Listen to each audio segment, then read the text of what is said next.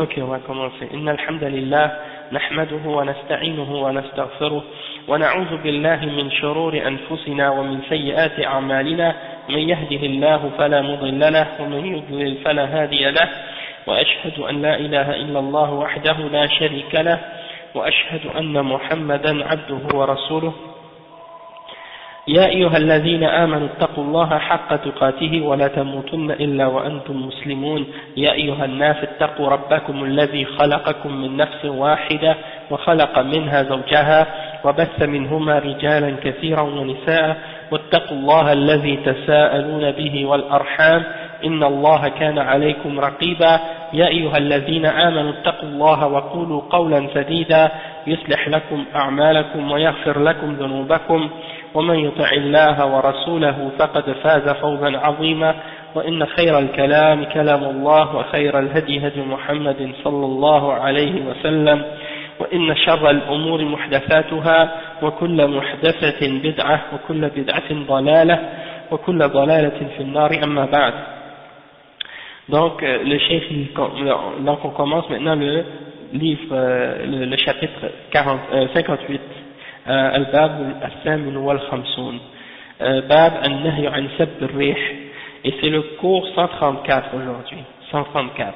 Donc c'est le chapitre 58 et le titre de ce chapitre c'est bab النهي عن سب الريح, l'interdiction d'insulter le vent, l'interdiction d'insulter le vent. Donc on va tout de suite on va lire le hadith. Dans ce chapitre là il y a un seul hadith qui est mentionné, c'est عن أبي بن كعب أن رسول الله صلى الله عليه وسلم قال لا تسبوا الريح فإذا رأيتم ما تكرهون فقولوا اللهم إنا نسألك من خير هذه الريح ومن خير ما فيها وخير ما أمرت به ونعوذ بك من شر هذه الريح وشر ما فيها وشر ما أمرت به صححه الترمذي.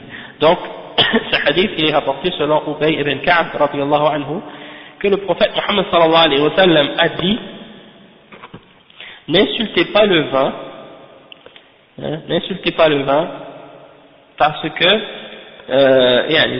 n'insultez pas le vent, et si vous voyez quelque chose dans ce vent là que vous n'aimez pas, alors dites oh Allah, nous te demandons le bien dans ce vent et le bien qui est dedans, nous te demandons du bien de ce vent et le bien qu'il y a dedans et le bien qu'il a été ordonné, c'est-à-dire le bien que le vent a été commandé de faire, ou que le vent a été commandé ou ordonné, et nous cherchons refuge en toi, ô Allah, contre le mal qui est dans ce vent, contre le mal de ce vent et le mal qui est dedans et le mal qu'il a été ordonné ou commandé de faire.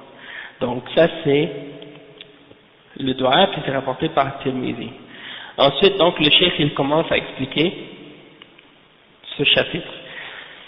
Donc le cheikh Salih al-Fawzan il dit هذا الباب من جنس الأبواب السابقة التي فيها النهي عن سب الدهر والنهي عن قول اللو وغير ذلك والنهي عن التنجيم كل ما فيه إضافة الأشياء إلى غير الله عز وجل فإنه منهي عنه لأن الأمور كلها بيد الله سبحانه وتعالى وهو خالقها ومدبرها فتضاف إليه سبحانه وتعالى ولا تضاف إلى غيره لا إضافة لا إضافة سب ولا إضافة مدح لأن في هذا تنقصا لله عز وجل وإسناد الأمور إلى غيره. Donc le cheikh il dit que ce chapitre il est de la même catégorie que les chapitres précédents dans lesquels il y a l'interdiction d'insulter le temps ou la température, d'insulter les choses que Allah a créées dans l'univers, ou bien de dire si, comme on a dit dans le dernier cours, et l'interdiction de l'astrologie. Donc toutes ces choses-là comprennent des formes comprennent le fait d'associer à Allah subhanahu wa ta'ala ou d'attribuer des choses à autre que Allah subhanahu wa ta'ala, alors que ce sont des choses que c'est seulement Allah qui les contrôle et qui sont entre les mains d'Allah subhanahu wa ta'ala, donc de les attribuer ou d'attribuer à ces choses-là un pouvoir qu'elles n'ont pas, ça fait partie de qu'est-ce qui diminue le tawhid ou même parfois l'annule complètement, comme on l'a expliqué. Donc on n'a pas le droit d'attribuer ces choses-là et de leur attribuer soit une glorification ou soit une insulte, hein, parce que en faisant ça, on rabaisse Allah subhanahu wa ta'ala et on attribue des choses ou on associe des choses à autre que celui qui est derrière ces choses-là, c'est-à-dire Allah subhanahu wa ta'ala. الشيخ يقول وكما سبق أنه إذا اعتقد أن هذه الأشياء تصنع هذه الأشياء وتحدثها فهذا شرك أكبر لأنه شرك في الربوبية، وإن كان لا يعتقد ذلك بل يعتقد أن الله هو الخالق المدبر وإنما نسب هذه الأشياء إلى هذه المخلوقات من باب أنها أسباب فقط، فهذا يكون محرما ويكون من الشرك الأصغر، حتى أن ابن عباس رضي الله عنه كما سبق جعل قول الرجل كانت الريح طيبة وكان الملاح حاذقا جعل هذه من اتخاذ الأنداد لله عز وجل، وفسر به قوله تعالى فلا تجعلوا لله أندادا وأنتم تعلمون، فركاب السفينة إذا خرجوا من البحر ولم يحصل عليهم مكروه ونسبوا هذا إلى حذق الملاح إلى طيب الريح التي وجهت السفينة، فإن كان ذلك من اتخاذ الأنداد لله عز وجل، لأن الواجب أن يشكر الله عز وجل لأنه هو الذي سخر الريح وهو الذي سخر الملاح وعلمه ووفقه، فتنسب الأشياء إلى مصدرها وهو الله سبحانه وتعالى، وهذا هو التوحيد. أما نسبة الأشياء إلى غيره فهذا شرك إما أكبر وإما أصغر. Le cheikh il dit, comme on a expliqué précédemment, si quelqu'un croit que ces choses-là elles se font par elles-mêmes, que c'est ces choses-là qui ont créé les événements, le temps et la température, ou bien le vent, ainsi de suite, et que le vent il crée des choses, ou bien le temps crée des choses, ou c'est que le vent qui dirige ou décide tout seul, dans ce cas-là, ça c'est une forme de shirk majeur dans la souveraineté d'Allah subhanahu wa ta'ala, une forme de shirk dans la rububiyyah. Mais s'il ne croit pas que ces choses-là se sont créées d'elles-mêmes et que c'est elles qui créent les choses, mais que c'est plutôt Allah subhanahu wa ta'ala qui est le créateur et que c'est lui qui contrôle tout, toutefois qu'il attribue ces choses-là à ces créatures-là dans le sens que ce sont des causes et des moyens par lesquels Allah subhanahu wa ta'ala fait ces choses-là uniquement, dans ce cas-là c'est uniquement haram de les attribuer à ces choses-là comme étant des causes, et c'est une forme de shirk mineur. Et même que Abdullah ibn Abbas radiyallahu anhu, il a expliqué que lorsque quelqu'un dit par exemple le vent était bon et le marin était un marin qui avait de l'expérience et qui faisait bien, qui naviguait bien, le cheikh a expliqué que Abdullah ibn Abbas a expliqué que cette parole-là, il l'a classifié ou il l'a mis parmi les choses qui font partie de mettre avec Allah des égaux et donner des égaux à Allah subhanahu wa ta'ala. Et c'est comme ça qu'il a expliqué le verset 22 dans Surat Al-Baqarah, quand Allah subhanahu wa ta'ala dit ne donnez pas à Allah des égaux alors que vous savez. Donc les gens qui montent sur un bateau lorsqu'ils sortent sur la mer, lorsqu'ils sortent de la mer et qu'il n'y a rien de mal qui les a touchés, ils n'ont pas eu d'accident, ils n'ont pas eu de malheur en route, donc ils attribuent cette navigation qui a été correcte, ou qui a été bonne, au talent du navigateur et du marin, et au bon vent qu'ils avaient.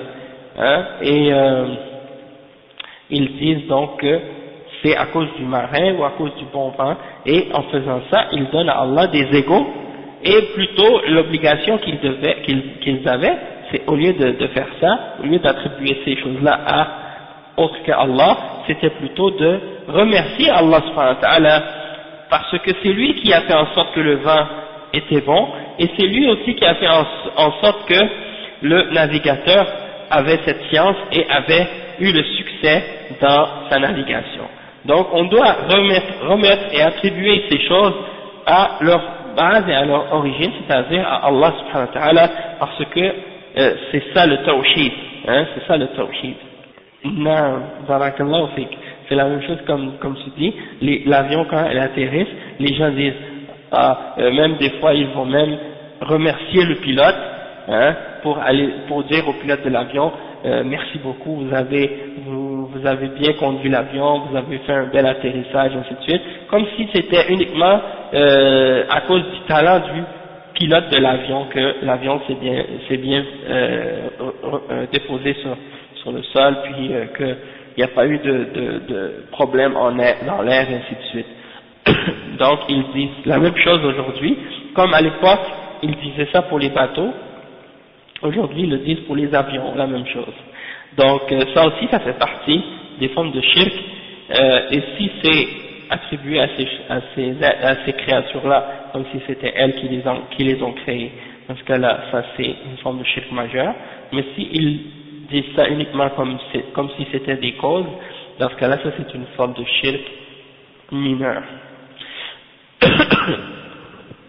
Le cheikh il dit أما نسبة الأشياء إلى غيره فهذه شرك إما أكبر وإما أصغر والواجب على المسلمين أن ينتبهوا لذلك لأنه يكثر على الألسنة الآن مدح الأشياء وأنه بفضلها حصل كذا وكذا وبفضل الطب وبفضل كذا وكذا بفضل تضافر الجهود بفضل المجهودات الفلانية وحصل كذا وكذا والله لا يذكر أبدا ولا يثنى عليه في هذه الأمور وهذا خطأ كبير في العقيدة يخشى على من قاله من الشرك الأكبر وهو لا يسلم من الشرك إما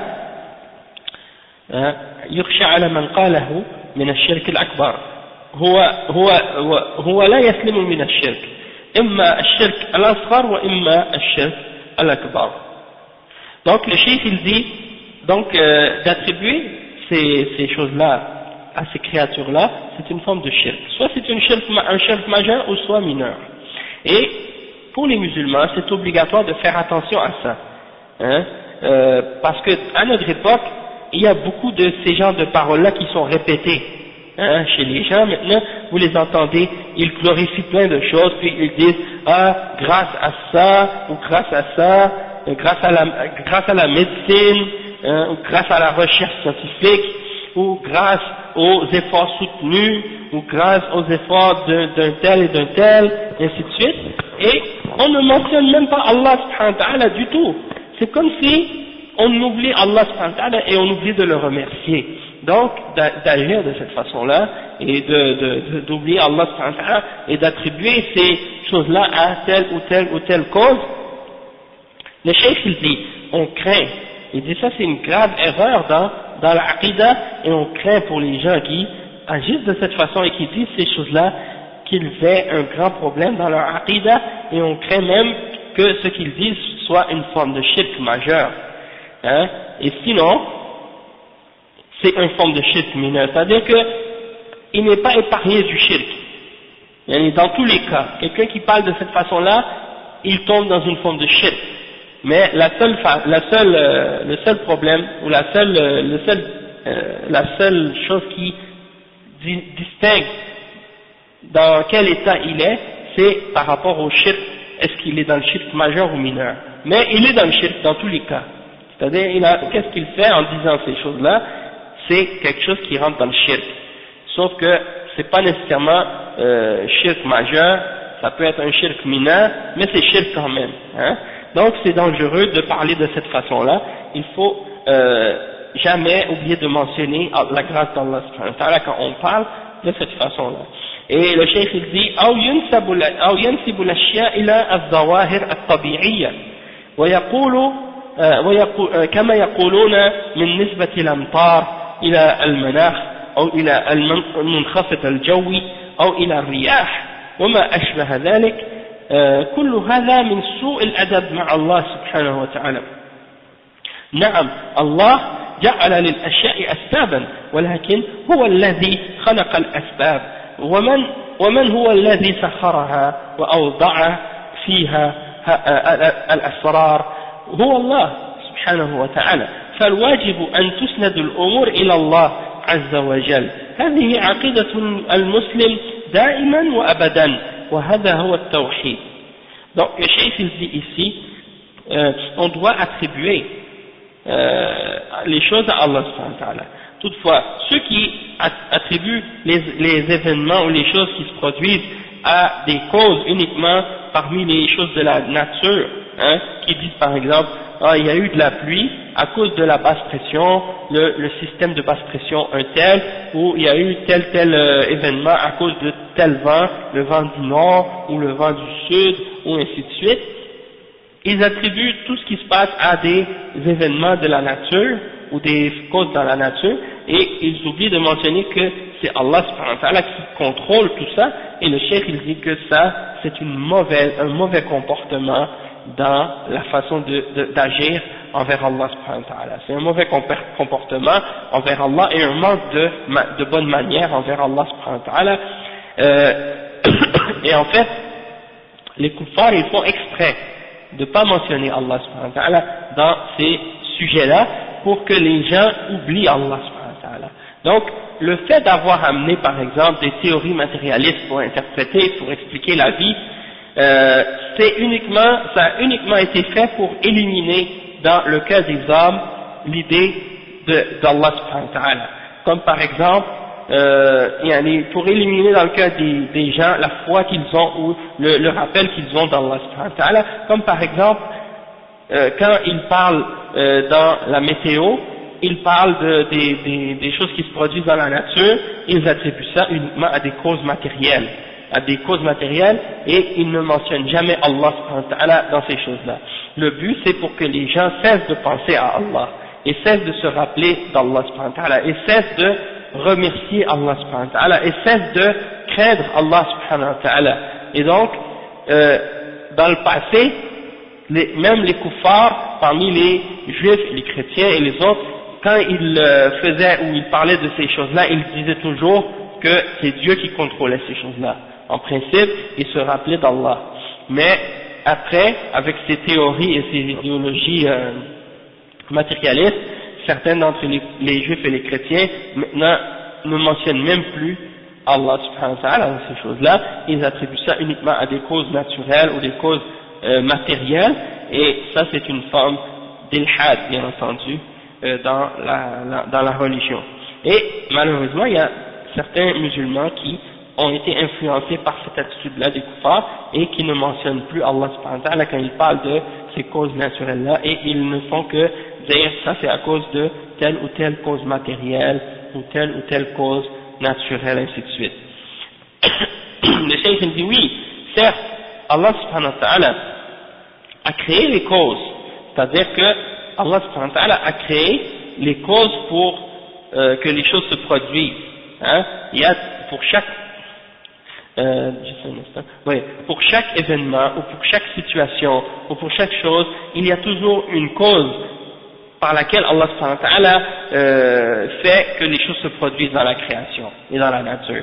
Mais ces choses-là, il ne faut pas les attribuer directement à ces causes-là, puisque c'est des causes qui sont inertes et qui ne sont pas vivantes ou qui n'ont pas de volonté par elles-mêmes. Elles sont contrôlées par quelqu'un, et ce quelqu'un c'est Allah subhanahu wa ta'ala. Elles ne sont pas contrôlées toutes seules. Hein?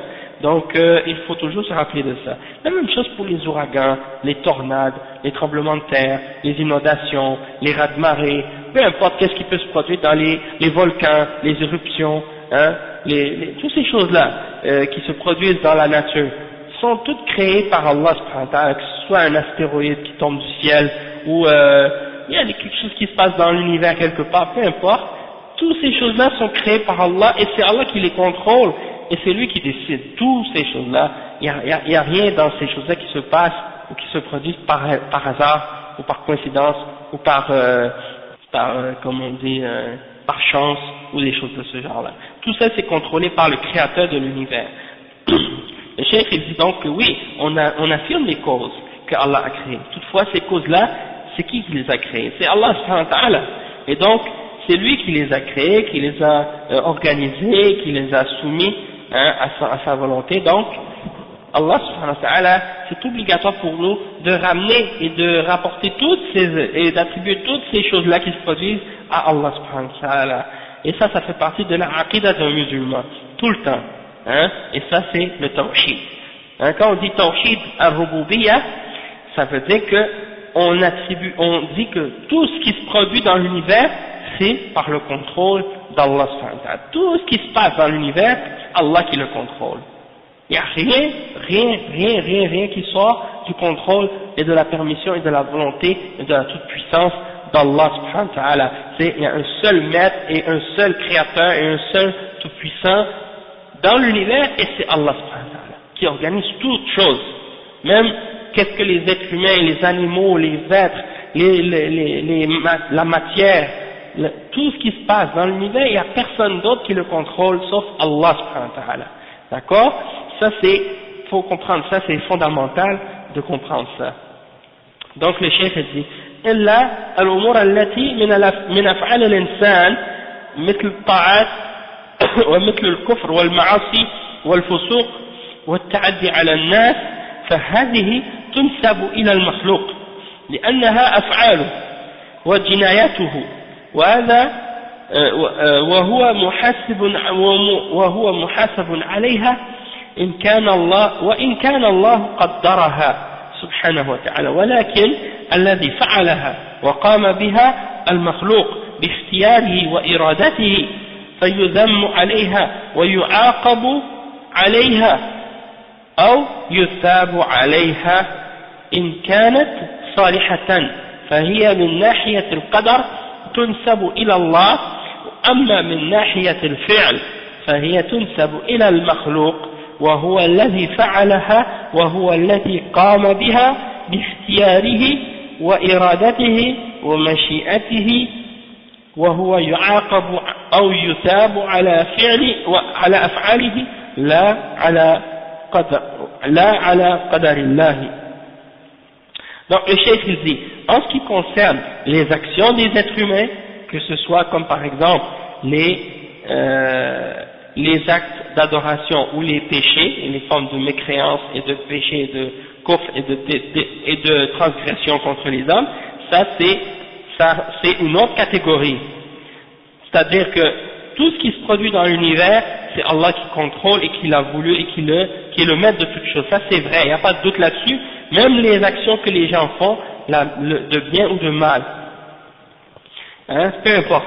Sauf que les actions des créatures, on les attribue, et le cheikh il dit, ces actions-là des créatures, que quand ils font leurs actions, que ce soit des crimes ou des péchés ou autres, elles sont attribuées à la créature. Elles sont attribuées à la créature et ils seront jugés pour ces actions-là, même si c'est Allah qui les a prédestinés pour eux et qui les a créés. Mais celui qui les a fait, celui en qui ces actions-là se sont produites, c'est la créature. Et par son choix à lui et par sa volonté. C'est-à-dire, c'est l'homme qui a choisi de le faire, et c'est l'homme qui a voulu les faire, et c'est pour ça qu'il est blâmé et qu'il est puni de les avoir fait s'il a fait ces péchés-là. Même si c'est Allah qui les a prédestinés et qui les a créés et qui les a voulus. Mais également, la créature, elle a sa responsabilité de les avoir fait, puisqu'elle les a fait par son propre choix et par sa volonté. Toutefois, toutefois, si quelqu'un fait un acte de bien aussi, ben il sera également récompensé pour le bien qu'il fait. Donc le cheikh il dit, sur le plan de la prédestination, on attribue ces actions-là à Allah subhanahu wa ta'ala. Toutefois, sur le plan des actions, on les attribue à la créature. Donc, c'est Allah qui les a prédestinés et c'est la créature qui les a fait. Et c'est lui qui les a fait et il les a fait. C'est-à-dire c'est la créature, c'est l'être humain qui l'a fait, il l'a fait de son propre choix et de sa propre volonté. Et donc, c'est pour cette raison-là qu'il est puni quand il fait une désobéissance à Allah et il est récompensé s'il fait un acte d'obéissance à Allah subhanahu wa ta'ala selon ce que Allah a prédestiné pour lui. D'accord? Et si par exemple Allah avait prédestiné qu'il fait un péché, donc il n'y a pas de doute qu'il va le faire ce péché-là. Toutefois, et par la suite, cette personne-là, elle le fait parce qu'Allah subhanahu wa ta'ala l'avait prédestiné, il le fait avec son propre choix, avec sa propre décision, et Allah l'avait prédestiné, et par la suite, il a le choix, encore une fois, même après l'avoir fait, de se repentir, ou bien de persister à le faire par la suite. Et ça aussi, c'est dans la prédestination d'Allah subhanahu wa ta'ala. C'est pour ça que lorsque quelqu'un fait un péché, ou lorsqu'il se passe quelque chose que Allah a interdit dans la révélation, et que quelqu'un fait quelque chose que Allah a interdit dans la révélation, quelqu'un ne peut pas se baser sur la prédestination pour le justifier. Parce que Allah subhanahu wa ta'ala, il a ordonné à l'homme de se soumettre aux lois d'Allah et d'obéir aux messagers. Donc si par exemple quelqu'un fait un péché, il ne peut pas dire par exemple, ah ça c'est Allah qui l'a voulu et Allah qui a prédestiné que je le fasse. Parce que il a le choix, il a la volonté. Donc il peut, s'il veut, ne pas le faire. Et on ne connaît pas la prédestination d'Allah subhanahu wa ta'ala avant que l'action se soit produite. Donc, avant que l'action se soit produite, on a toujours le choix. Hein, et une fois que l'action s'est produite, on ne peut pas dire c'est Allah qui a voulu, qui m'a forcé de le faire, parce que tu l'as fait toi-même par ton propre choix et ta propre décision et ta propre volonté, mais tu as le choix de te repentir. Donc si tu t'es repenti, là tu peux dire Allah a prédestiné que j'allais faire ce péché-là et je l'ai fait et j'ai demandé pardon et je me repens. Hein? Mais de dire par exemple, ah c'est Allah qui a voulu que je le fasse, puis tu continues à le faire et tu te repens pas et tu te bases sur la prédestination pour justifier le péché que tu fais, là ça c'est de la malhonnêteté, parce que tu as le choix de te repentir puis tu refuses de le faire et tu essaies de justifier ce que tu fais par la prédestination. Hein? Cesse de faire le péché, demande pardon pour ton péché et puis ça aussi tu vas voir que après tu vas voir que ça c'est une voie de bien. Comme par exemple quelqu'un qui avait volé, on donne toujours cet exemple parce que c'est clair, c'est quelqu'un qui a volé et qu'il disait par exemple moi j'ai volé par la prédestination d'Allah subhanahu wa ta'ala, et Omar ibn al-Khattab lui a dit oui et moi je vais te couper la main par la prédestination d'Allah. Hein? Et n'importe qui par exemple si tu lui dis par exemple va travailler pour aller par exemple tu dois aller à ton travail par exemple à 7 heures et toi tu dis par exemple non je vais pas aller travailler à 7 heures, je vais être en retard parce que c'est Allah qui a voulu. Tu peux pas dire ça, hein, parce que c'est toi qui veux pas arriver à l'heure, tu fais pas les efforts nécessaires. Mais si tu fais les efforts nécessaires et puis que tu n'arrives pas à l'heure au travail par la suite, là tu peux dire oui ça c'est Allah qui a voulu ça, hein, parce que tu as fait l'effort, tu as fait tout ce qu'il fallait mais ça s'est pas produit. Donc ça il faut juste distinguer entre les actes qui sont les choses qui se produisent hors de notre contrôle et les choses qui se produisent par notre propre choix et par notre propre décision. C'est pour ça que nous les êtres humains on distingue entre un accident et qu'est-ce qui n'est pas un accident. Par exemple, si tu cours dans la rue pour attraper l'autobus puis tu tombes puis tu te casses le bras, tu vas dire qaddar Allah ma sha'a fa'al. C'est Allah qui a voulu ça, c'est la prédestination. Pourquoi? Parce que toi tu voulais pas te casser le bras, tu voulais pas tomber. Mais c'est arrivé, et c'est Allah qui l'avait prédestiné, donc dans ce cas-là, tu remets ça à la prédestination d'Allah. Mais lorsque quelqu'un a choisi de faire un acte, comme par exemple, il a décidé de frapper quelqu'un, ça c'est lui qui l'a décidé. Il ne peut pas dire par la suite, non, ça c'est qadar Allah, dans le sens que, pour essayer de justifier le mal qu'il a fait, puisque c'est lui qui a choisi de le faire. Hein, si moi je te donne un coup de poing maintenant, puis là je dis, ah ça c'est qadar Allah, tu vas pas accepter ça. Mais si par la suite, si quelqu'un a frappé quelqu'un, puis après il s'est excusé, puis il a demandé pardon à Allah subhanahu wa ta'ala, puis après il dit, de toute façon, ça a été prédestiné, ça devait se produire, puisque c'est Allah qui l'avait prédestiné. Là, dans ce cas-là, c'est vrai, parce que c'est arrivé. Et si Allah n'aurait pas voulu, ce ne serait pas arrivé. Mais il est responsable de l'acte qu'il a fait, puisqu'il l'a fait, avec sa réflexion, avec sa conscience, et il s'est repenti, il n'a pas continué à dire oui, ça c'est bien ce que je fais.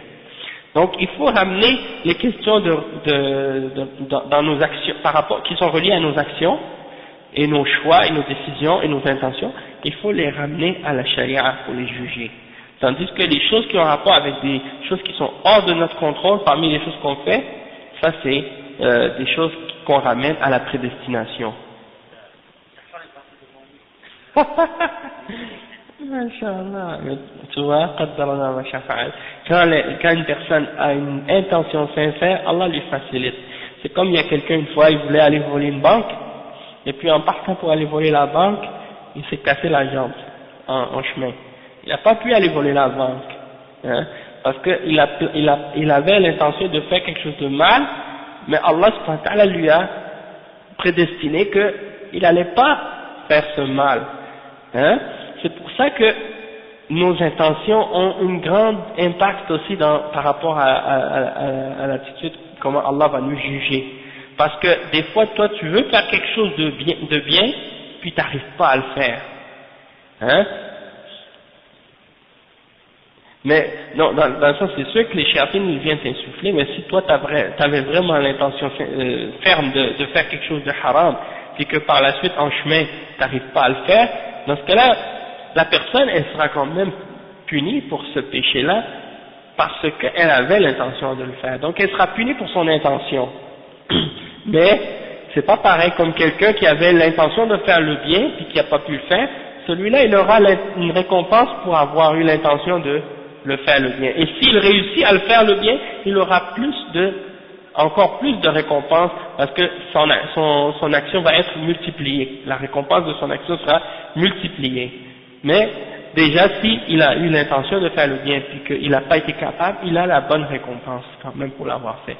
Tandis que celui qui a eu la mauvaise intention l'intention mauvaise de faire une mauvaise action, celui-là, même s'il n'a pas réussi de le faire, il sera puni quand même. Mais s'il a eu l'intention de faire un péché, puis que par la suite il a changé d'intention, il a dit non, je ne vais pas le faire, parce qu'il a craint Allah ou quelque chose comme ça, au lieu d'avoir un péché, il va avoir une hasana à cause de ça. Hein? Parce que il voulait faire le péché, puis il l'a pas fait par la suite. Il a arrêté de le faire par crainte d'Allah, celui-là, il est récompensé pour avoir pas fait ce péché-là. Tandis que celui qui a voulu faire le mal, il voulait faire le mal, mais il n'a pas pu le faire, pas parce qu'il a craint Allah, parce qu'il a été empêché par une des causes dans la dunya. Celui-là, il a été empêché par les causes qu'Allah avait prédestinées dans la dunya. Celui-là, il a un péché quand même s'il n'a pas pu faire le mal.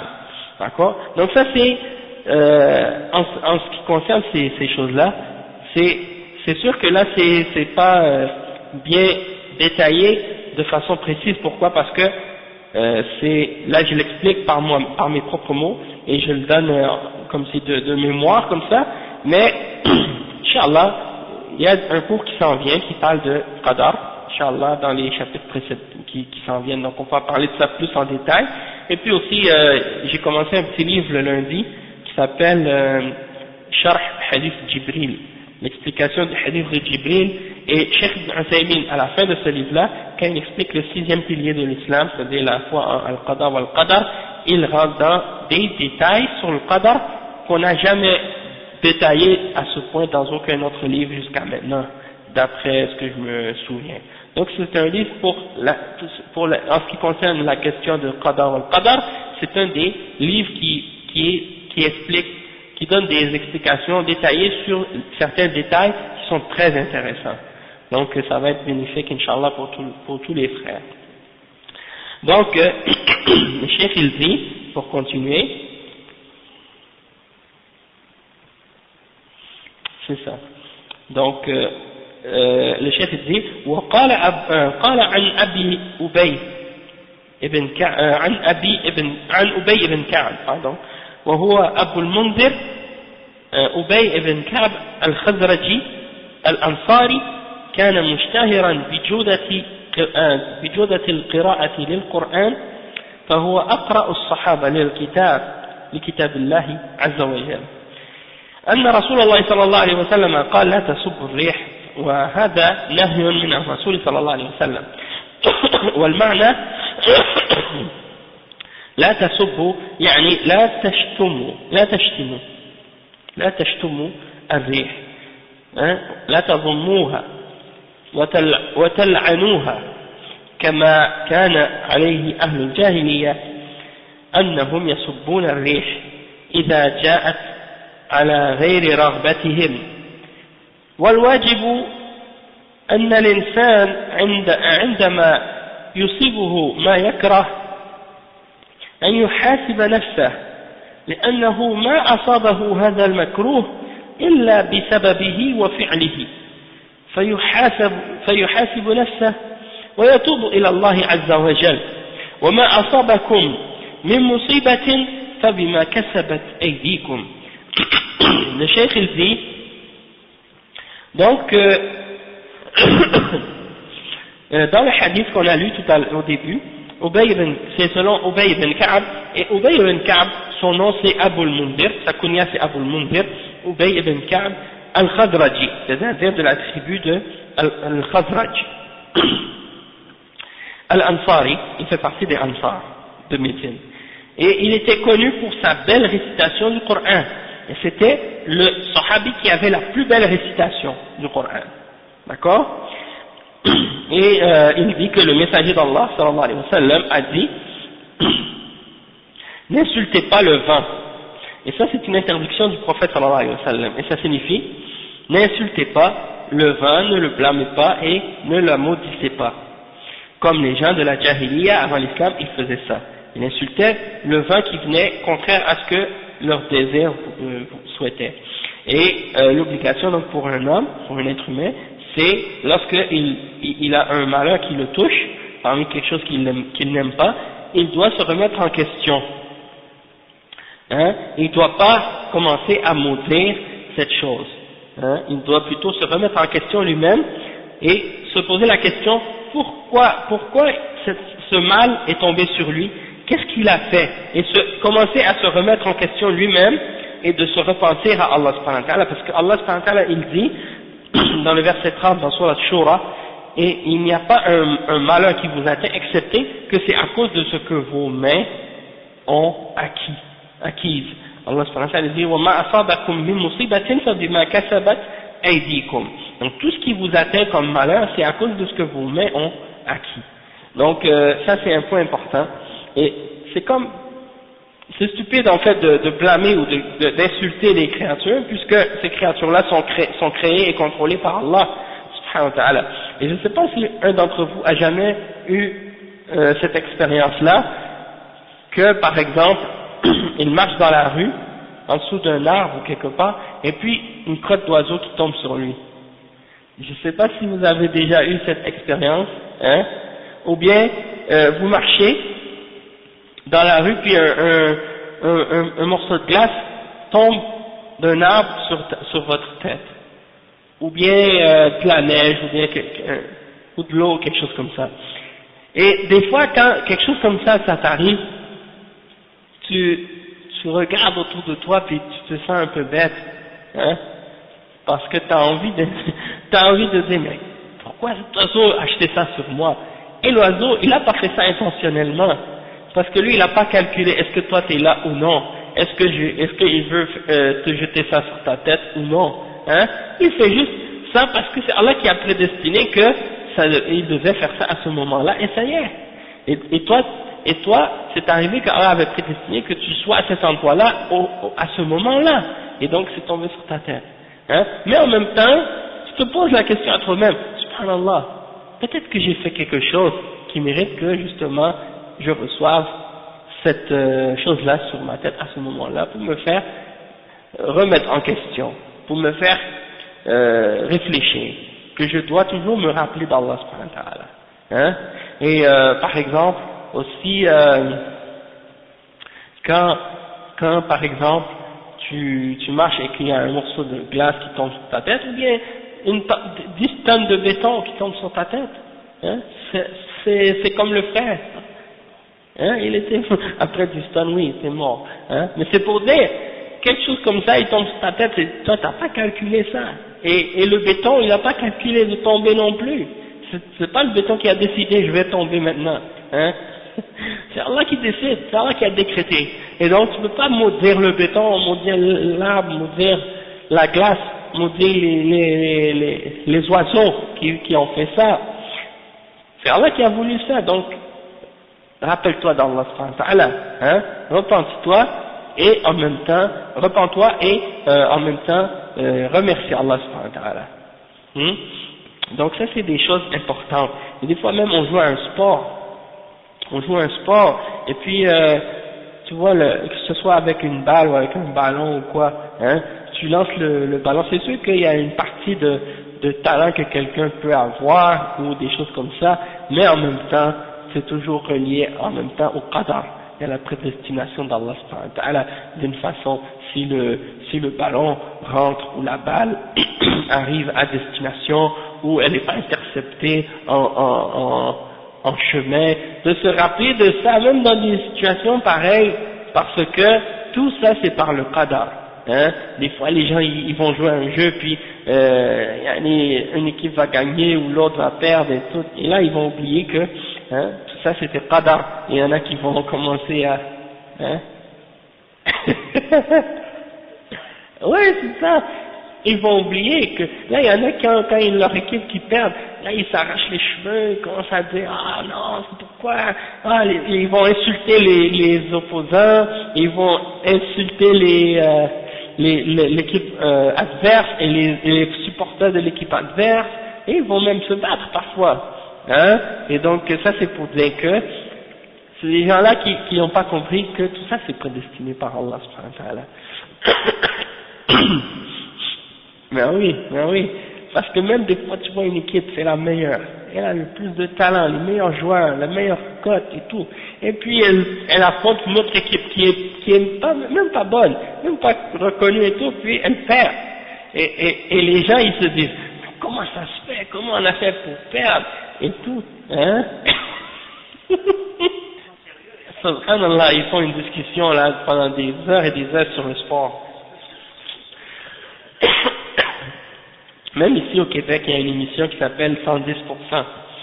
Et dans cette émission-là, ils amènent comme 4-5 personnes, et là ils font des discussions entre eux sur tel joueur ou tel joueur, tel but, telle chose, est-ce que le joueur a bien joué, est-ce qu'il a fait ci, est-ce qu'il a fait ça, et donc, comme je disais, subhanallah, une fois, et je pense, je sais pas si c'était pendant les Coupes du Monde ou quoi, il y avait une année, le Cameroun avait joué contre une autre équipe, et Cameroun c'est pas une équipe qui était vraiment favorite, et ils ont battu une autre grosse équipe, je me rappelle plus c'était quelle. Ouais, il y avait ça, mais ça c'était une année bien avant. Le Cameroun avait battu une autre grosse équipe, j'ai oublié c'est laquelle.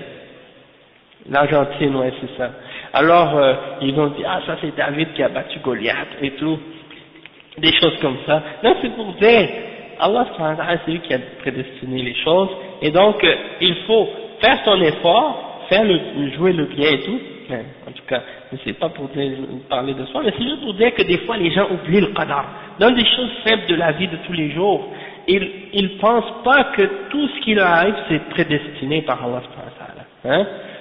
Tu marches dans la rue, une poussière rentre dans ton œil, c'est Allah qui a prédestiné que cette graine de poussière, elle allait passer à cet endroit-là, à ce moment-là, et que ça rentre dans ton œil. Hein? Si Allah aurait voulu, elle aurait passé à côté de ton œil, tu l'aurais pas eu. Des fois, quelqu'un, il frôle la personne, la balle passe juste à côté de lui. Hein? Ça va tuer quelqu'un d'autre. Oui, alors que la balle, on le visait toi, et ça t'a pas touché. Hein? Tandis que des fois, tu passes par hasard, une balle perdue, et puis tu meurs, et puis c'était pas toi qui t'es visé. Donc c'est pour dire tout ce qui se produit dans l'univers, que ce soit quelque chose calculé ou quelque chose qui est accidentel, tout ça c'est prédestiné par Allah subhanahu wa ta'ala, d'accord? Et donc ça c'est juste pour un rappel. Donc le cheikh il dit فالواجب أن الإنسان لا يلوم الريح ولا يلوم غيرها وإنما يلوم نفسه بأن يرجع إلى الله ويتوب إلى الله ويعلم أن الله ما قدر عليه هذه المصيبة إلا بسبب فعله ومعصيته فيتوب إلى الله عز وجل ويحاسب نفسه ثم ينسب الأشياء إلى الله وأن الله هو الذي قدرها بسبب فعله وعقوبة له وأوجدها أو الذي أمرها بذلك فهي مأمورة مدبرة. Donc le cheikh il dit l'obligation pour l'être humain c'est de se blâmer lui-même et non pas de blâmer le vent ou blâmer les autres parmi les créations d'Allah subhanahu wa ta'ala. Il se blâme lui-même. Si par exemple il voit que quelque chose comme ça arrive, le vent souffle et à cause du vent qui a soufflé, l'arbre est tombé sur sa maison ou l'arbre est tombé sur sa voiture et là il a plus de voiture, plus de maison et là il commence à insulter le vent, maudire l'arbre, hein, ça c'est pas correct. Il faut qu'il se pose la question à lui-même, est-ce qu'il n'a pas fait un péché ou une désobéissance à Allah et revenir à Allah subhanahu wa ta'ala de se repentir, hein? Ou bien par exemple l'arbre est tombé sur sa jambe, on l'a amputé à cause de ça, et là il commence à maudire l'arbre, maudire la voiture, maudire tout. Non, ça c'est pas correct, hein? Faut se rappeler d'Allah subhanahu wa ta'ala. Et le cheikh il dit, il se repent à Allah et il se remet en question, il se fait des comptes à lui-même et il n'attribue pas ces choses-là à il n'attribue pas ces choses-là à autre qu'Allah, il les attribue uniquement à Allah parce que c'est Allah qui les a prédestinés et c'est à cause de lui, c'est Allah qui les a prédestinés et c'est à cause de ses péchés qu'Allah l'a puni et qu'il a fait en sorte que ces choses-là lui arrivent, hein, et c'est par l'ordre d'Allah subhanahu wa ta'ala et c'est commandé et ordonné par Allah subhanahu wa ta'ala et contrôlé par Allah. Hein, c'est comme, juste, j'ai une idée une pensée comme ça qui me revient à l'esprit, encore par rapport au sport, je sais qu'il y en a qui aiment ça, donc il y a un joueur, une année, je ne me rappelle plus c'est quelle année, mais c'était encore une des compétitions de fin du monde, pas de fin du monde, mais coupe du monde, et puis, et là qu'est-ce qui est arrivé, il y a un joueur, je pense que c'est un Argentin, de l'Argentine, il a fait un but dans son propre but. Hein? Alaykoum salam wa rahmatullahi wa barakatuh. Il a fait, ça se peut en 92, en tout cas. Ouais. Ah ouais, dans son propre but? Ben, subhanallah. Ok. Donc, qu'est-ce qui est arrivé? Hein? Qu'est-ce qui est arrivé? Quand il est arrivé en Argentine, il a été tué, ce gars-là. Hein? Ils l'ont tué en arrivant dans son pays. Première chose, ils l'ont tué. Donc, ça veut dire que, ça c'est quelque chose qui avait été prédestiné par Allah qu'il allait faire cette erreur, hein? Et malgré ça, eux ces gens-là, étant donné qu'ils ne croient pas en qadar, la Colombie, ouais c'est ça, exactement, ouais c'est ça, il rentre, il se fait tuer, hein? Donc c'est un exemple. Et comme tu dis pour les autres, là, il veut faire une passe au gardien, le gardien manque la passe, le but rentre, Alors là, il commence à insulter le gardien, insulter le joueur et tout, et lui, bon, ben c'est ça. Donc c'est pour dire, Allah subhanahu wa ta'ala, c'est lui qui a calculé, prédestiné ça. Les gens aujourd'hui, ils ont pris le sport comme un dieu et comme une religion. Il y a beaucoup de... Je pense, oui. Ouais, c'est ça. Il y a un hadith comme ça qui dit, le prophète sallallahu alayhi wa sallam, il a dit, tous les jeux sont, non, c'est pas ça. C'est, toute chose est futile dans cette dunya, sauf quelqu'un qui joue avec sa femme, ou qui joue avec ses chevaux, ou, et c'est quoi l'autre? La femme, l'autre c'est quoi que t'as dit? Les enfants, et il y a un autre qui dit les chevaux. C'est-à-dire le but de ça c'est quoi pour les chevaux? C'est parce qu'à l'époque, on s'entraînait pour faire le djihad et tout, ils utilisaient les chevaux, donc c'était ça le but, de jouer avec les chevaux, et de jouer avec ta femme et avec tes enfants. Ça c'est quelque chose qui est bénéfique pour toi, tandis que de s'amuser juste à faire des jeux comme ça futiles, c'est pour s'amuser, ok, mais là c'est devenu comme des gens qui gagnent des millions pour ça, puis il y a des publicités, des commandites, ça passe à la télé, il y a des gens qui vont là-bas, ils oublient Allah subhanahu wa ta'ala, ils pensent juste à ça.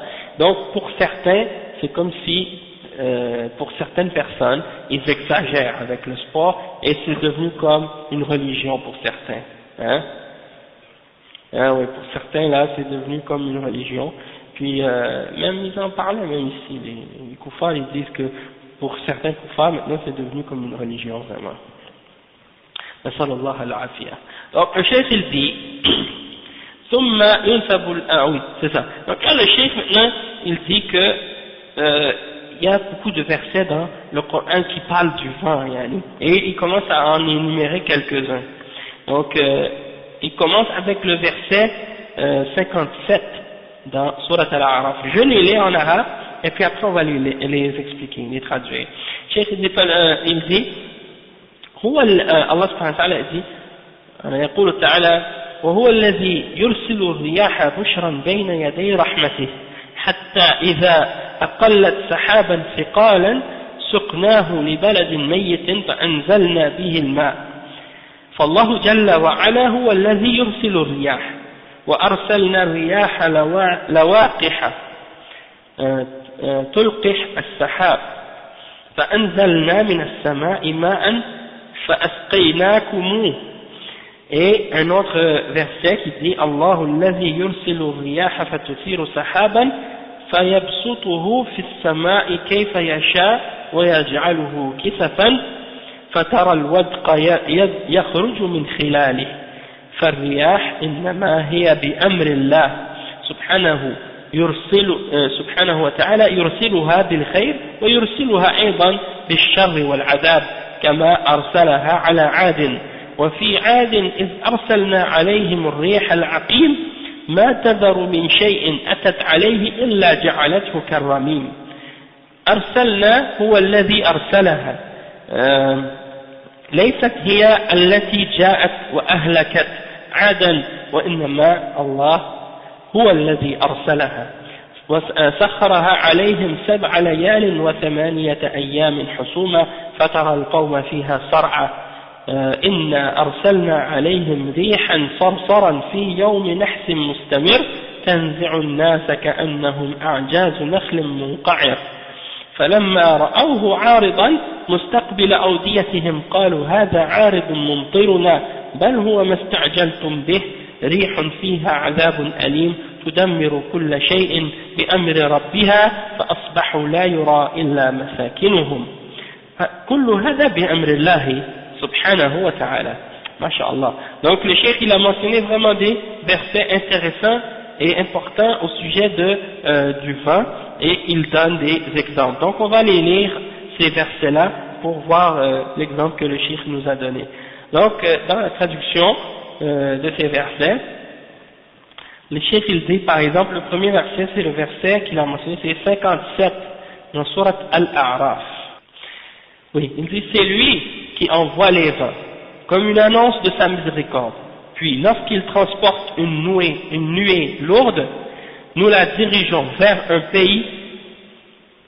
Lorsqu'il transporte une nuée lourde, c'est-à-dire les nuages, nous la dirigeons vers un pays mort de sécheresse, puis nous en faisons descendre l'eau, ensuite nous en faisons sortir toute espèce de fruits, ainsi ferons-nous sortir les morts.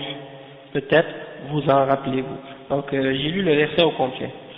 Mais sinon, le cheikh il dit il arrête à nous en faisons descendre l'eau. D'accord? Et le cheikh il mentionne également par la suite le verset 22 dans Surat Al-Hijr. Donc il indique aussi le cheikh que c'est Allah qui envoie le vent et qui envoie les nuages. Donc c'est pas les vents qui décident tout seuls où est-ce qu'ils soufflent. Hein? Comme par exemple les gens ils disent il y a un système qui approche de chez nous et tout, qui est poussé par tel vent. Mais qui a décidé que le vent soufflait de telle direction ou de telle direction? Qui contrôle le vent? Est-ce que le vent se contrôle tout seul? Hein? Les koufars ne se posent pas cette question-là. Le vent il n'a pas de volonté, il n'a pas de connaissance, il n'a pas de savoir. Donc comment il peut savoir dans quelle direction souffler? Alors c'est bien entendu que c'est Allah subhanahu wa ta'ala qui le fait souffler. Hein? C'est comme la girouette qui indique la direction du vent. Hein? Même la physique. Même celui qui veut dire que c'est à cause de la physique. Qu'est-ce qui contrôle, qu'est-ce qui fait en sorte que le vent décide ou va dans telle ou telle direction? Hein? La physique. C'est un grand mot. C'est qu'est-ce qui a créé ces choses-là? C'est Allah. C'est Allah qui les contrôle, c'est pas la physique. Hein? La physique c'est une chose abstraite. C'est pas quelque chose de réel. Hein? Et il n'a pas de pouvoir réel de contrôler ces choses-là. Donc c'est vraiment ridicule d'essayer de déformer la réalité puis de l'attribuer à des choses abstraites pareilles. Donc ça c'est un point. Et puis le verset 22 dans Surat Al-Hijr. Et nous envoyons les vents fécondants. Hein?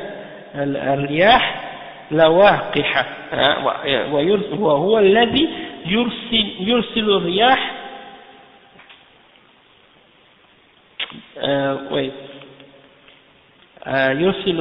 وأرسلنا الرياح لواقح تلقح السحاب. Nous envoyons les vents fécondants. Dans le vent, des fois, il y a toutes sortes de semences, il y a toutes sortes de pollen et des trucs de ce genre qui sont soufflés dans l'air, parfois qui tombent sur des fleurs et tout. Hein? Mais là, le cheikh il mentionne ce verset-là. Et il mentionne encore la suite du verset 22. فأسقيناكموه وأرسلنا فأنزلنا من السماء ماء فأسقيناكموه. Donc c'est ça, nous envoyons les vents fécondants et nous faisons alors descendre du ciel une eau dont nous vous abreuvons, dont nous vous abreuvons, et que vous n'êtes pas en mesure de conserver. Donc ça c'est des exemples.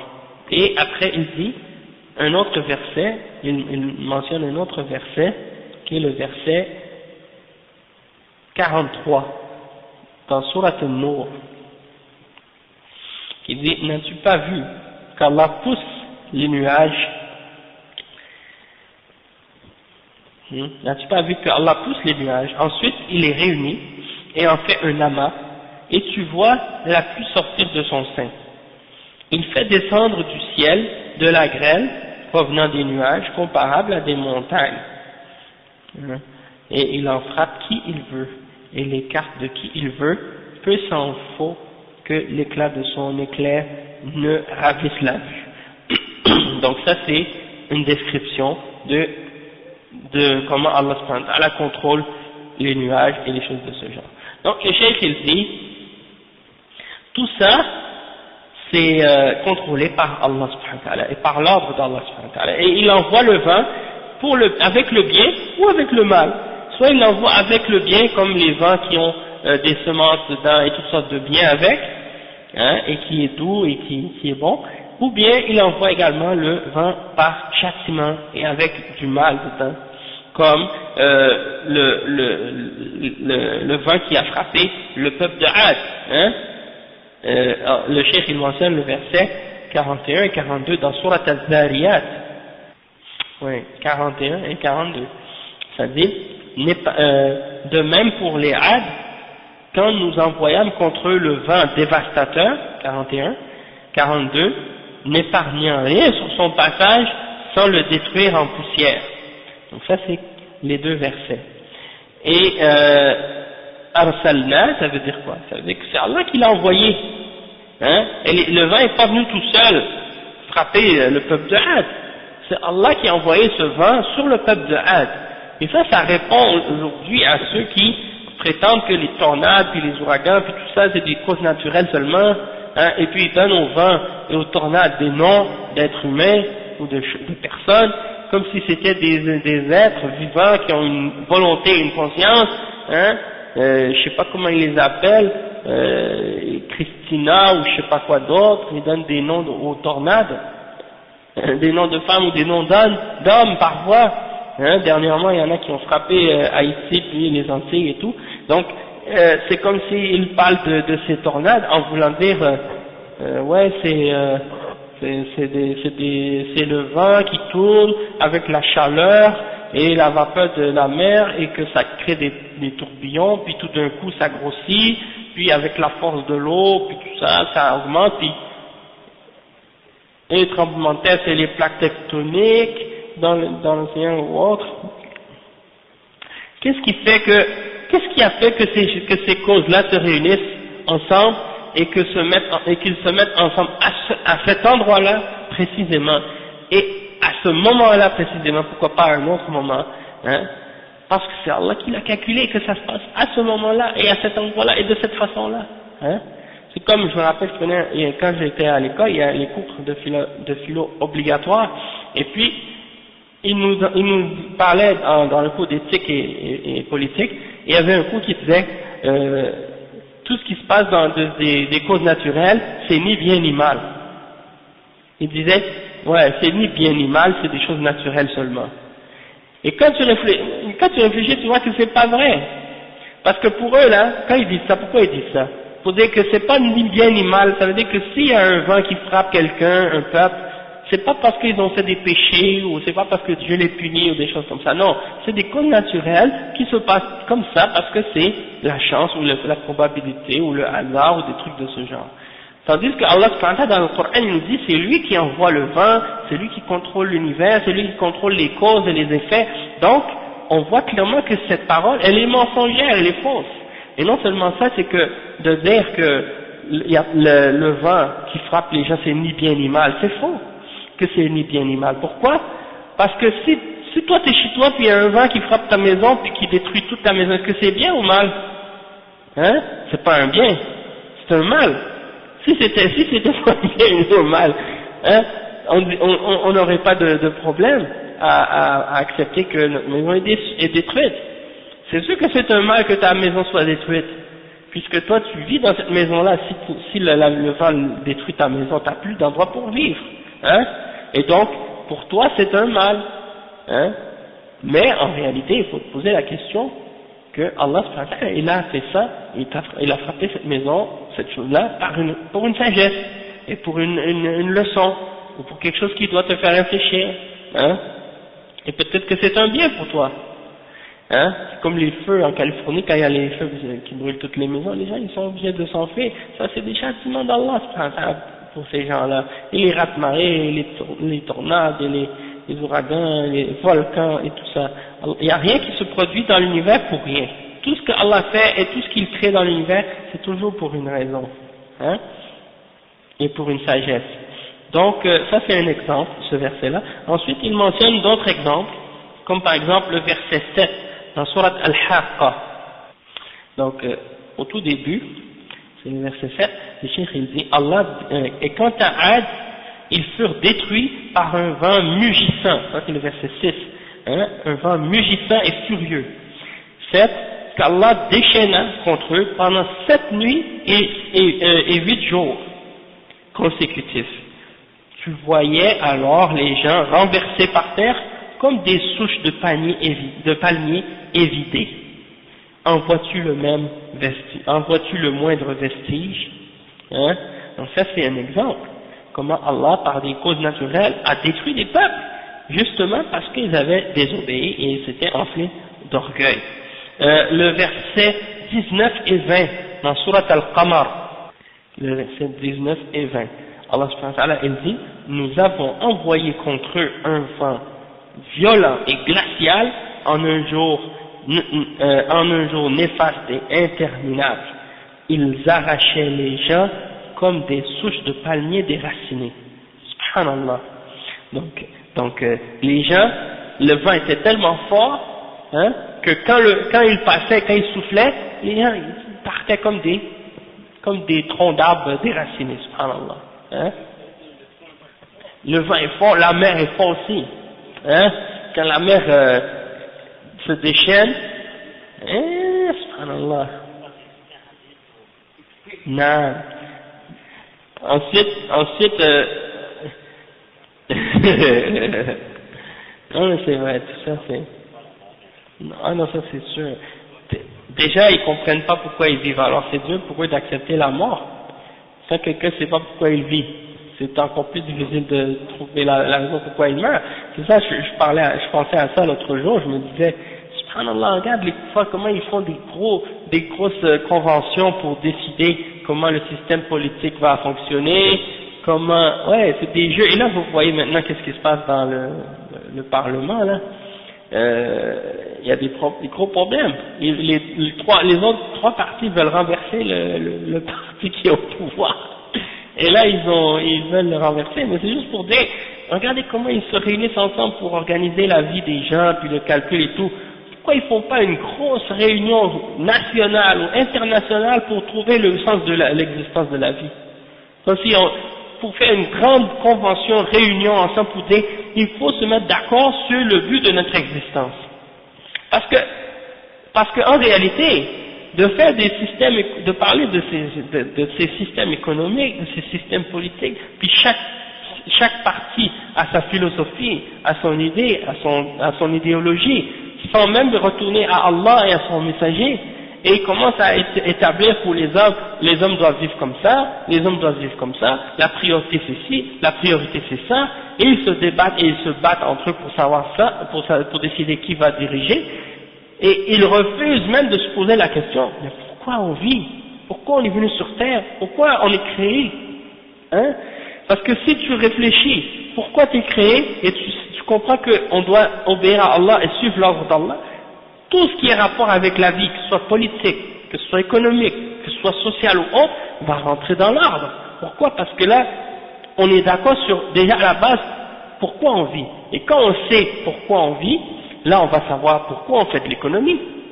Et si on sait pourquoi on vit, on va savoir comment on doit organiser la société. Et si on sait pourquoi on vit, on va savoir comment organiser aussi la politique. Mais si on ne sait pas pourquoi on vit, et qu'on vit comme des bêtes comme ça, comme des roches, hein? Exactement. Et pourquoi? C'est vrai, comme tu dis, quand des musulmans qui sont supposés savoir pourquoi ils vivent, puisqu'ils sont musulmans, ils veulent suivre et imiter ceux qui ne savent pas pourquoi ils vivent, hein? C'est comme on dit, when the blind leads the blind, hein? C'est les aveugles qui guident les gens qui voient, hein? Mais là maintenant c'est rendu les aveugles qui guident les aveugles, mais même maintenant c'est les gens qui voient et se laissent guider par les aveugles, hein? Qui connaissent pas leur créateur et pourquoi ils vivent. Et ça c'est la honte vraiment pour ces gens-là.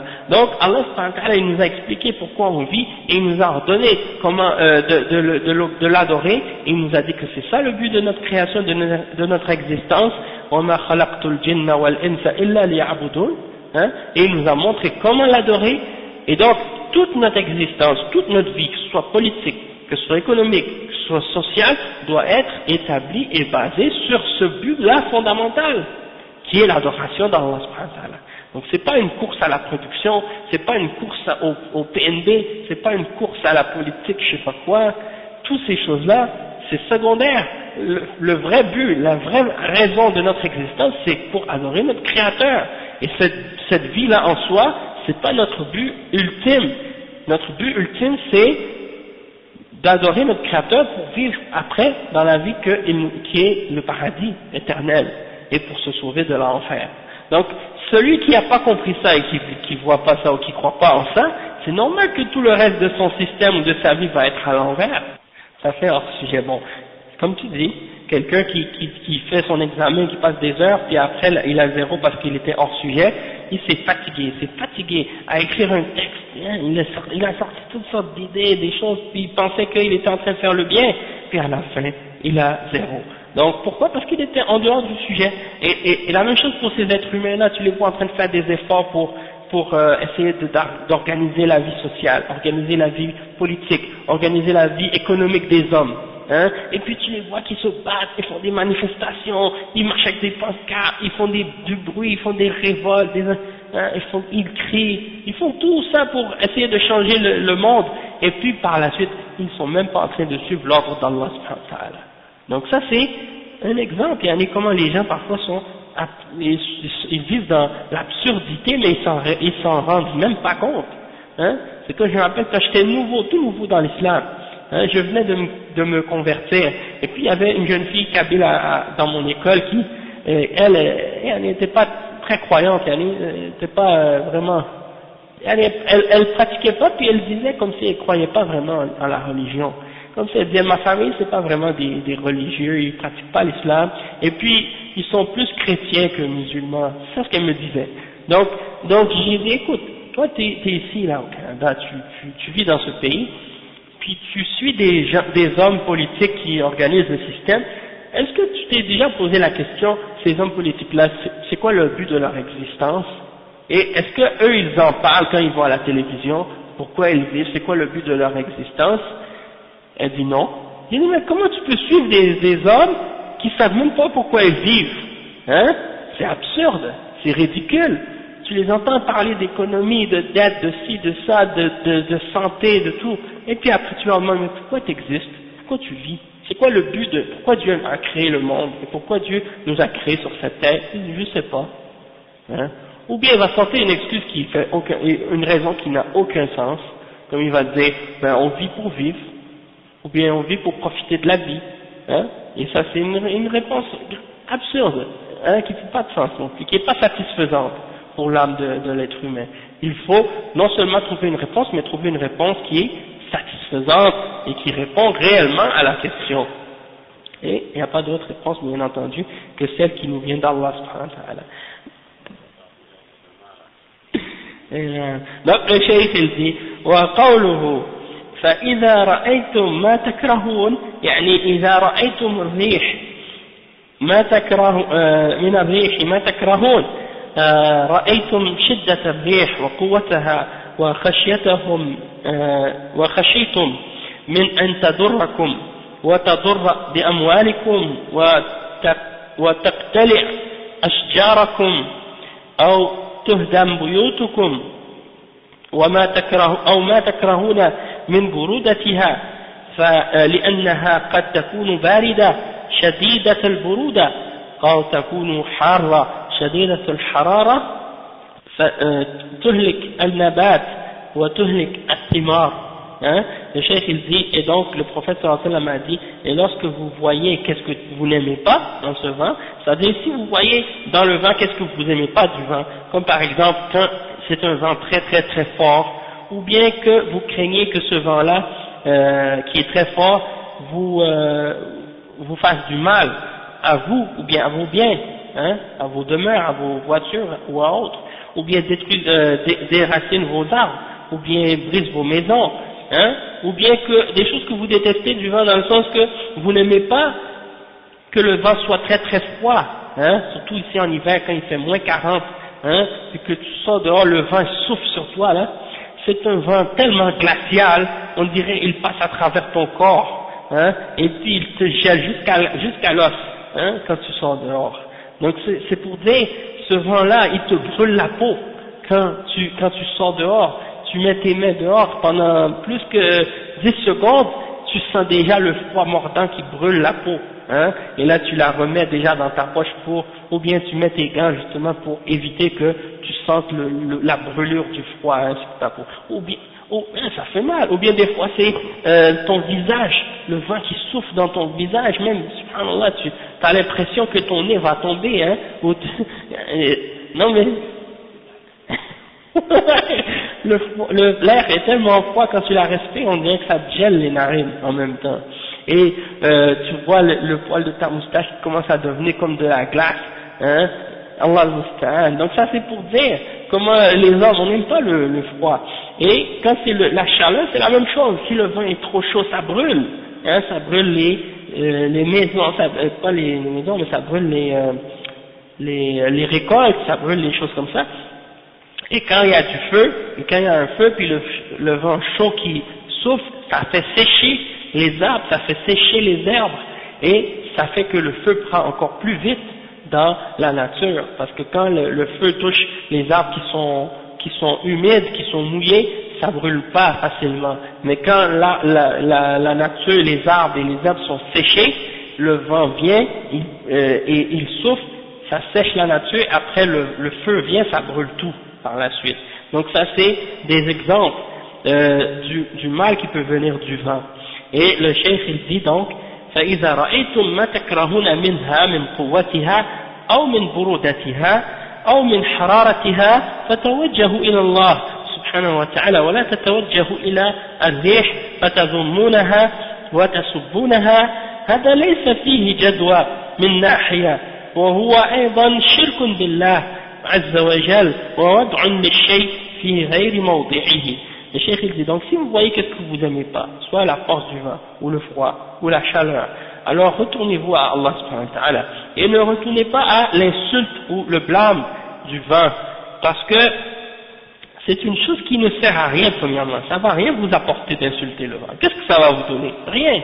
Et non seulement ça, c'est shirk aussi, parce que tu mets quelque chose là où c'est pas à sa place, tu mets quelque chose, c'est pas à sa place, hein.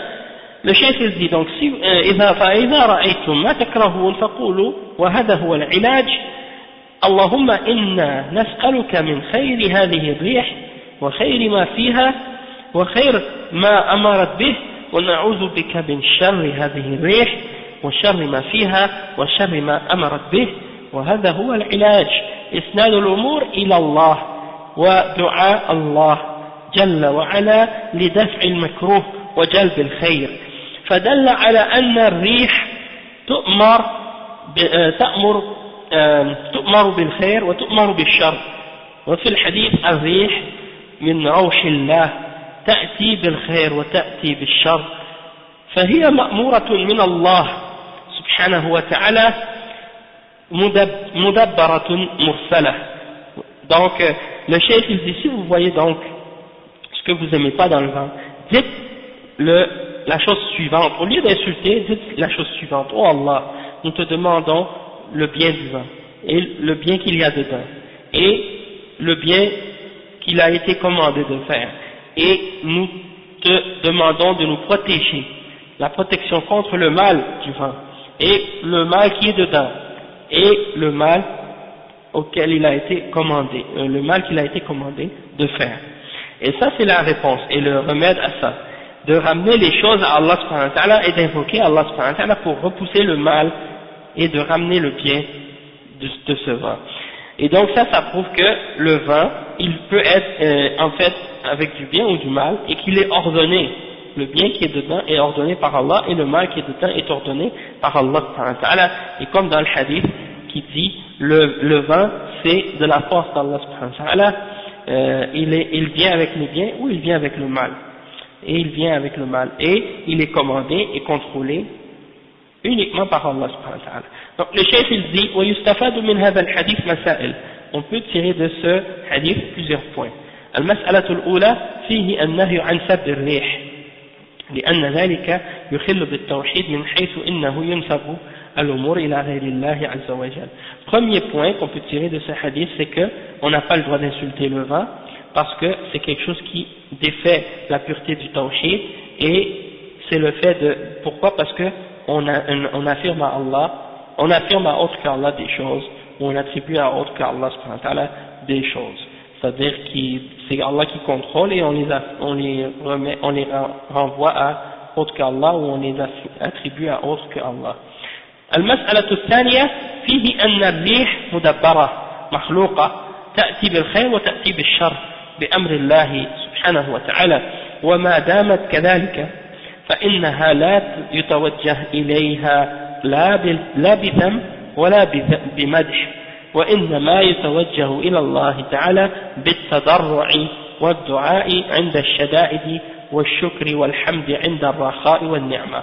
Le cheikh il dit deuxième point, il y a que le vent il est contrôlé et créé par Allah subhanahu wa ta'ala et elle peut amener du bien ou du mal et c'est par l'ordre d'Allah subhanahu wa ta'ala tant que et donc étant donné que c'est comme ça on n'a pas le droit de blâmer le vent ou de le glorifier non plus, de le louer non plus. Donc on ramène tout ça à Allah subhanahu wa ta'ala en s'humiliant à Allah, en faisant des du'as à Allah lorsqu'il y a des difficultés et en remerciant Allah et en glorifiant Allah subhanahu wa ta'ala lorsqu'il y a de l'aisance et de la grâce et une miséricorde d'Allah subhanahu wa ta'ala. Al-mas'alatu thalitha, le troisième point, c'est le dernier point, في الحديث دليل على أن المسلمين عند الشدائد يتوجهون إلى الله بالدعاء والتضرع والتوحيد ولا يتركون الدعاء ولا يتوجهون إلى غيره كحالة مشركي هذا الزمان الذين إذا وقعوا في شدة فإنهم ينادون بالشرك ويدعون غير الله سبحانه وتعالى ويدعون من يخلصهم من الموتى ومن يخلصهم من الموتى ومن الأولياء والصالحين ويهتفون بأسمائهم ويذكرون أسماءهم حتى يخلصوهم ويتواصون بذلك. فالواجب على الدعاة أن يهتموا بهذا الأمر وأن يحذروا الناس وأن يبينوا للناس وأن يدعوا الناس إلى توحيد الله وأن يقوموا بتبليغ هذا الدين إلى الناس ويوضحوا العقيدة على الوجه الصحيح الخالص وهذا هو الحل. فالذي يريد أن يحل مشاكل المسلمين هذا هو الحل. Donc le cheikh il dit que, troisième point, il y a dans ce hadith là la preuve que les musulmans, lorsqu'ils ont des difficultés, des malheurs ou des choses difficiles, ils doivent se tourner vers Allah subhanahu wa ta'ala et invoquer Allah subhanahu wa ta'ala et s'humilier et être humble envers Allah subhanahu wa ta'ala et établir leur tawhid et abandonner l'invocation d'autres qu'Allah subhanahu wa ta'ala. Ils doivent se tourner uniquement vers Allah dans leur dua, dans ces moments-là en particulier, et non pas se tourner vers autres qu'Allah, comme les mouchriquins de notre époque. Lorsqu'ils ont une difficulté, au lieu d'invoquer Allah subhanahu wa ta'ala, ils invoquent les morts, ils invoquent les soi-disant awliya et les morts qui sont enterrés parmi les hommes pieux, et ils font du shirk dans leur dua en invoquant autre que Allah, et ils croient qu'en mentionnant les noms de ces soi-disant hommes pieux ou hommes saints, ils pourront être sauvés et que ces hommes pieux-là vont les aider, parce qu'ils croient que ces hommes pieux-là sont des êtres qui ont le contrôle de l'univers en dehors d'Allah subhanahu wa ta'ala, comme les soufis qui croient en les hommes cachés, les hommes qu'ils appellent Rijal al-Ghayb, ils croient que c'est eux qui contrôlent le monde et des trucs de ce genre. Et al-Qutb ou al-Ghawth, ils croient qu'ils ont des contrôles de l'univers et ils les invoquent en dehors d'Allah. Donc ça c'est shirk, il n'y a pas de doute. Et le cheikh il dit aussi que c'est obligatoire pour les gens qui appellent à l'islam, qui font la da'wah, de rappeler aux gens cette chose-là, parce que c'est très important, d'avertir les gens de ne pas tomber dans l'invocation d'autres que Allah et de les ramener au tawhid et de leur transmettre leur religion et de leur clarifier leur aqidah. Ça c'est obligatoire de corriger pour les gens les questions d'aqidah pour qu'ils ne tombent pas dans les problèmes et les erreurs dans la croyance. Et ça c'est la solution de tous les problèmes des musulmans aujourd'hui. Si on veut résoudre réellement les problèmes des musulmans, il faut commencer par la aqidah, la croyance. Et ça c'est la vraie solution pour régler les problèmes des musulmans. ولو قام بهذا واحد مخلص لأنقذ الله به أمة من الأمم أو أجيالا من الناس كما حصل على أيدي الدعاة المخلصين وهم أفراد. والآن هناك جماعات للدعوة، وهناك إمكانيات هائلة، وهناك أموال، وهناك ولكن أين الآثار؟ لو كان هناك داعية واحد يقوم على المنهج الصحيح ويدعو إلى الله على المنهج الصحيح لحصل به النفع الكثير. والآن كثرت الدعاة وكثرت الجماعات وكثرت التنظيمات، ولكن أين الجدوى وأين الثمرة؟ الشر يزيد والشرك ينتشر، لأن الدعوات هذه في الغالب ليست على أساس صحيح. ولو كانت على أساس صحيح ومنهج سليم فواحد من المخلصين يكفي عن 1000 داعية، كما هو معروف من سير الدعاة المخلصين السابقين. Subhanallah, le cheikh, qu'est-ce qu'il dit? Ça c'est un point vraiment intéressant et vraiment important aussi. Il dit, aujourd'hui, s'il y avait une personne qui fait le da'wah, un seul da'ya, qui est sincère envers Allah subhanahu wa ta'ala, Allah subhanahu wa ta'ala pouvait, par celui-là, sauver des nations en entier, et même parfois plusieurs nations, et plusieurs générations par cette personne-là. Comme c'est arrivé de la part de certains parmi les gens qui ont appelé à l'islam, et qui étaient très sincères parmi les gens qui faisaient la da'wah. Une seule personne, parfois. Et aujourd'hui, on constate qu'il y a des groupes qui sont consacrés à la da'wah. C'est pas un individu, c'est des groupes qui font la da'wah. Et il y a des moyens incroyables qu'ils ont, de l'argent et des moyens, des possibilités qu'ils ont, l'internet, le téléphone, toutes les vidéos et tout. Qu'est-ce qu'ils ont pour faire transmettre le message d'Allah subhanahu wa ta'ala?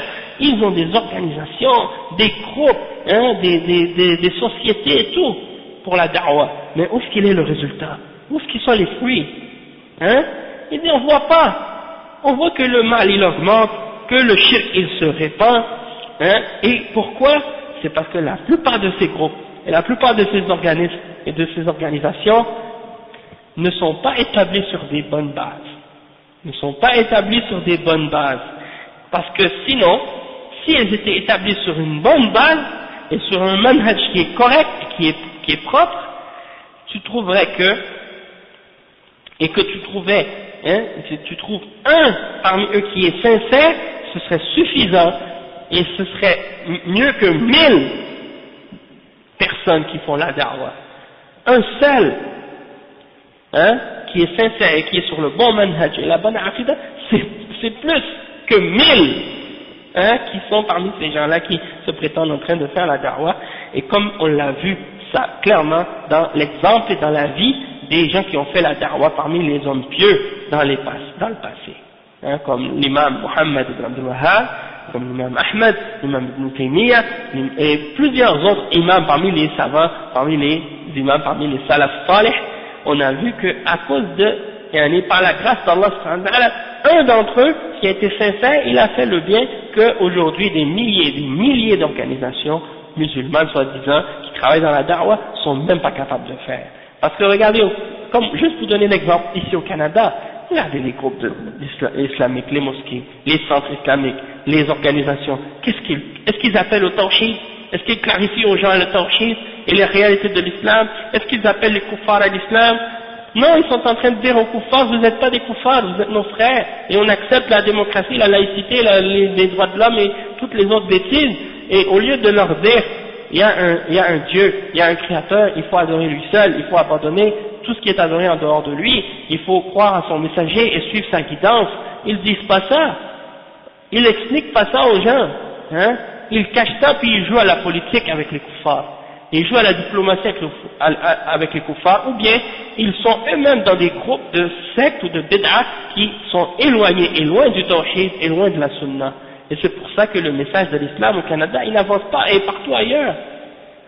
Et c'est pour ça que, moi j'ai constaté depuis que je suis converti à l'islam, ici à Montréal, ça fait depuis 1991, donc je me dis, subhanallah, on dirait qu'il y en a certains, parmi ceux qui font partie de cette communauté musulmane, soi-disant, au lieu d'aider à l'avancement de cette religion-là, ils sont en train de bloquer le chemin, obstruer le chemin à la da'wah, ralentir les musulmans et écraser les musulmans, et tous ceux qui veulent appeler à cette religion-là sincèrement et clairement, ils sont en train de tout faire pour les arrêter, de les stopper et de les décourager. Donc c'est ça ce qu'on a remarqué, parce qu'il y a certains des kuffars qui ont fait des alliances avec certains de ces musulmans-là, et eux ils s'entraident entre eux, ils travaillent ensemble.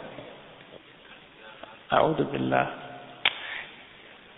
Tu vois, et moi j'étais à la mosquée, à une autre mosquée, je vais pas dire le nom, je suis allé prier là-bas la Jumu'ah, subhanallah, l'imam dans la khutbah il a dit, il faut pas oublier la prière de l'Aïd, ça va être tôt le matin, c'est à 8 heures, il dit, et il a dit, il faut donner à tout le monde le temps d'aller égorger leurs moutons, et puis en plus, il faut pas oublier que c'est l'élection, hein, et puis eux, non seulement ça, c'est que, étant donné qu'ils ont une école là-bas, ils ont dit, le bureau de vote, c'est ici. En fait, dans la mosquée, il y a une école, puis dans la salle de l'école, ils ont pris cette salle-là pour faire le bureau de vote. Et donc, ils ont dit, après que vous aurez égorgé votre mouton, vous revenez, puis vous allez voter. Nasallallahu al-afiyah. Donc, on va s'arrêter, Inch'Allah, ici. Subhanakallah wa bihamdika, ashhadu an la ilaha illa anta, astaghfiruka wa atubu ilayk.